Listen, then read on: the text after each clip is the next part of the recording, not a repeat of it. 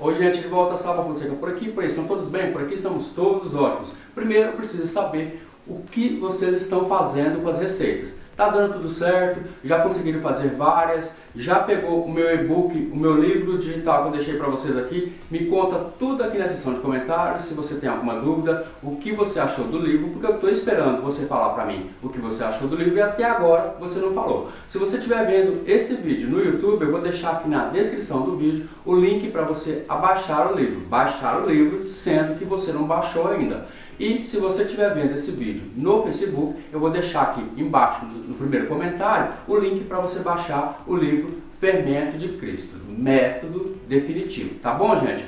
Outra coisa que eu preciso falar hoje ainda é que todas as receitas do canal, inclusive essa aqui que a gente vai conversar, eu vou deixar aqui na descrição do vídeo, ou melhor, no primeiro comentário fixado no YouTube. Tá bom, gente? Primeiro comentário fixado é o meu, e aí eu vou deixar tudo lá escrito certinho para você ler e para você comentar depois. Seção de comentários aberta a partir de agora para você comentar sobre esse vídeo, para você comentar alguma dúvida que você tem, comentar algum assunto e para você comentar também sobre o livro Fermento de Cristo que eu mandei para você. Tá bom, gente? Espero com certeza. Outra coisa, se você ainda não é inscrito no canal, se inscreve no canal, gostou desse vídeo, já clica em gostei, porque hoje nós vamos tirar todas as dúvidas que foram remanescentes, dúvidas maiores que tivemos aqui no canal, tá bom, gente?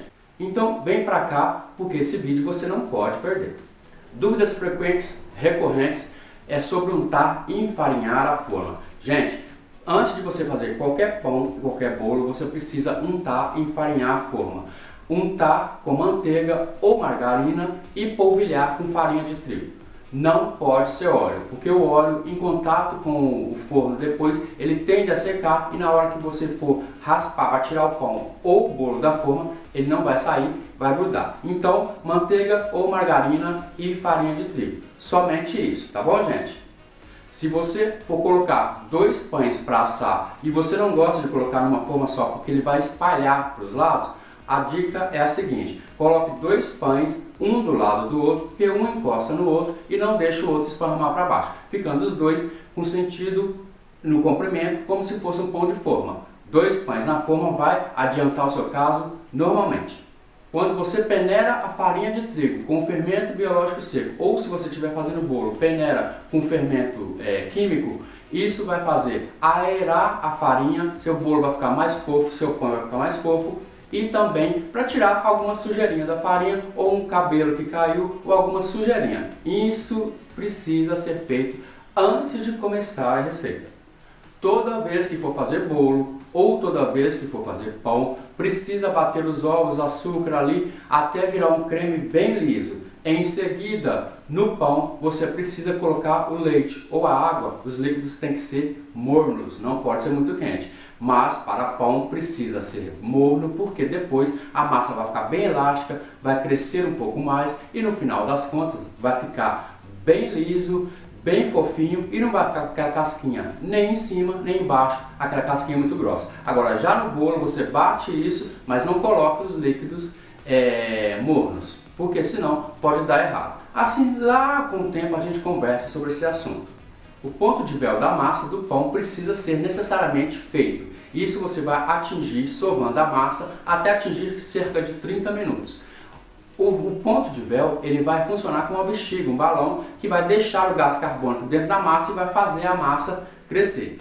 Precisa ser feito certamente. Outra coisa é depois que você atinge o ponto de véu, você precisa colocar um pouco de manteiga ou margarina dentro da massa e amassar e sovar de novo até que a massa atinja o mesmo ponto de elasticidade e atinja, e quando a massa começa a absorver totalmente a manteiga. Pode ser, para fazer pães ou bolos, pode ser manteiga ou margarina. Por que eu uso manteiga sem sal? Uma que a manteiga é mais gostosa. E quando eu uso sem sal, porque já tem sal na receita, e eu uso sem sal porque eu preciso somente da gordura da manteiga. Quer usar com sal? Não tem problema, o resultado sempre vai ser o mesmo. Se a sua massa não cresceu, a dica é você deixar dentro do forno por cerca de 2 ou 3 horas para ver se ela reage. sendo assim feito com fermento biológico fresco ou feito com fermento biológico seco. Não conseguiu, depois desse horário, você vai fazer o seguinte: liga o forno por 3 minutos, apaga o fogo, coloca a água para ferver dentro de uma latinha pequena, coloca dentro do forno e coloca a forma de pão de novo dentro do forno desligado. Ali vai estar quente. Depois de algum tempo ele começa a crescer. Se ainda assim você não conseguiu fazer crescer, outra coisa é que quando você deixa a água fervendo lá dentro na latinha no canto, ele vai crescer e a casca dele por cima não vai ficar ressecada. Se é mesmo assim você não conseguiu, você vai pegar essa massa, vai desmanchar todos os pães e vai fazer o seguinte: se você for usar fermento biológico fresco, são 2 cubinhos, 30 gramas. Abre toda a massa, coloca dentro e vai sovando até que a massa absorva totalmente o fermento biológico fresco. Vai precisar de um pouquinho mais de farinha. Se você quiser fazer com fermento biológico seco, você precisa misturar esse fermento biológico seco em 100 gramas de farinha, jogar um pouquinho de água morna para fazer uma massinha estilo bolo e jogar aquela massinha estilo bolo em cima da massa, abrir novamente, sovar e deixar... E você vai sovar até que suma essa massinha. Você pode fazer isso com fermento biológico seco e com fermento biológico fresco. Essa massinha, tá bom, gente? Essas são as dicas para o pão que não cresceu. Se você for fazer pães ou bolos, você precisa colocar uma forma embaixo antes de assar. Leve para assar com essa forma embaixo, porque assim você vai garantir que os pães não formem uma crosta grossa embaixo e não queimem a parte de baixo. Isso para bolos e pães. Tanto faz, tá, gente? Outra coisa é a temperatura do forno. Para bolos e pães, a gente costuma usar 200 graus. Se o pão for recheado, eu aconselho você a usar 180 graus, porque se você usar uma temperatura um pouco maior, o pão vai ficar cru por dentro. Vai assar por fora, vai ficar lindo o pão, mas vai ficar cru por dentro. Se já aconteceu isso com você, sessão de comentários aberta, deixa aqui no comentário para mim se já aconteceu isso com você. Outra coisa é você não saber a temperatura certa do forno.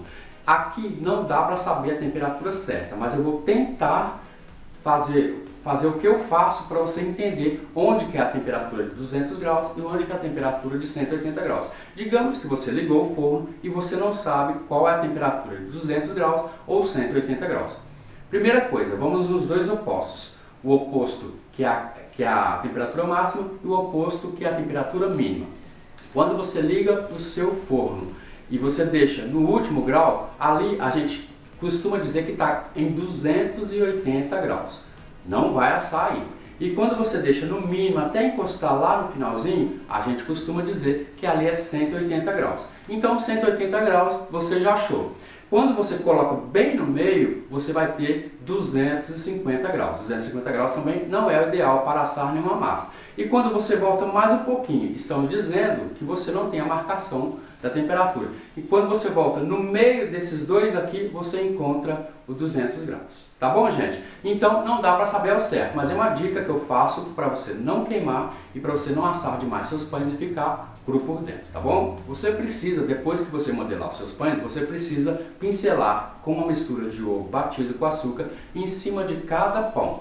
Isso não é para deixar a massa doce, a parte de cima, é para deixar a massa amarelada e para deixar a massa um pouco mais macia depois de assada.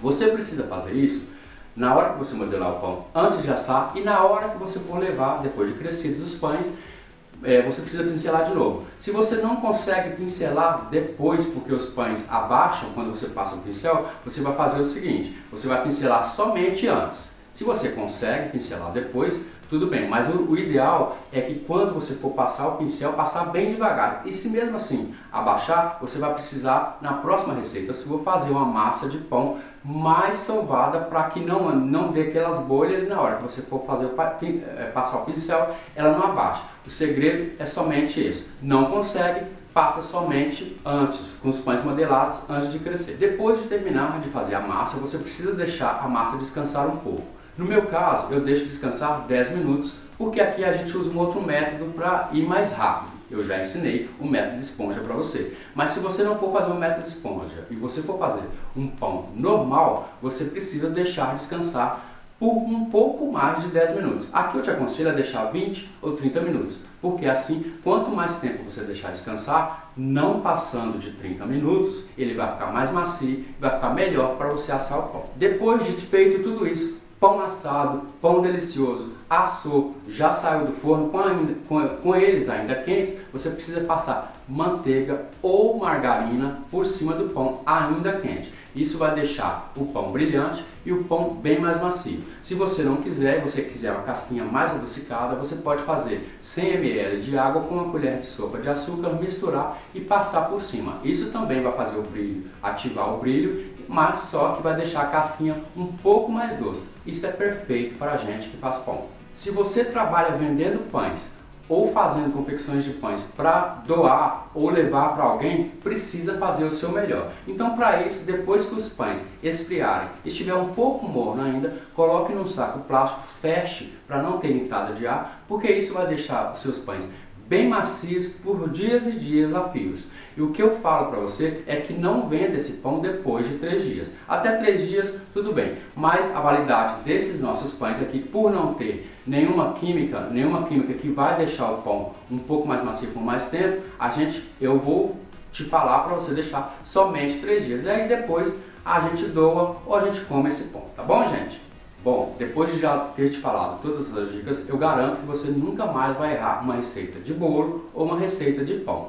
Eu preciso só que você deixe aqui na seção de comentários a sua dúvida, o que você achou desse vídeo, o que você achou do livro que eu deixei o link para você baixar, e depois me fala tudo o que você acha sobre pães e as suas dúvidas, tá bom? Te espero no próximo vídeo. Beijo para todo mundo e até o próximo vídeo.